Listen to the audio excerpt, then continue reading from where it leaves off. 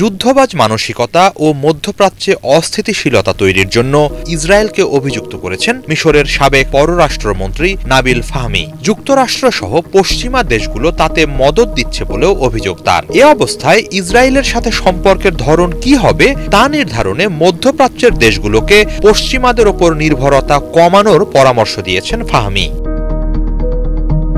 সম্প্রতি বেইজিংয়ে ১২তম বিশ্ব শান্তি সম্মেলনের সাইডলাইনে সিজিটিএনকে দেয়া সাক্ষাৎকারে ইসরায়েল ও পশ্চিমা দেশগুলোর প্রতি তীব্র ক্ষোভ প্রকাশ করেন তিনি। বলেন, পশ্চিমা সমাজ ভালো বা মন্দের ধার ধারে না, তারা কোথায় মুনাফা বেশি হবে সেই অঙ্ক কষে।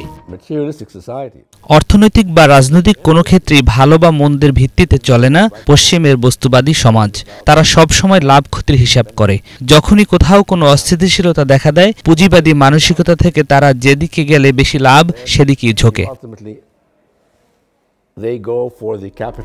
মিশরের সাবেক এ মন্ত্রীর মতে, এ অবস্থায় পশ্চিমাদের মিত্রদেশ ইসরায়েলের সাথে সম্পর্কের ধরন নির্ধারণের ক্ষেত্রে মধ্যপ্রাচ্যের দেশগুলোকেই নেতৃত্ব নিতে হবে।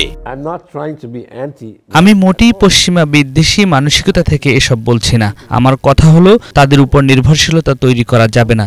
বন্ধুত্বপূর্ণ সম্পর্ক থাকুক, তাদের ভালো বিষয়গুলো থেকে সুবিধাও নেওয়া যাবে, বা ইসরায়েলের উপর তাদের প্রভাবকে ইতিবাচকভাবে ব্যবহারেরও চেষ্টা করা যাবে। কিন্তু এই অঞ্চলে শান্তি প্রতিষ্ঠা হবে নাকি যুদ্ধ, মধ্যপ্রাচ্যকে সে ব্যাপারে চূড়ান্ত সিদ্ধান্ত নেয়ার ক্ষমতা দেখাতে হবে।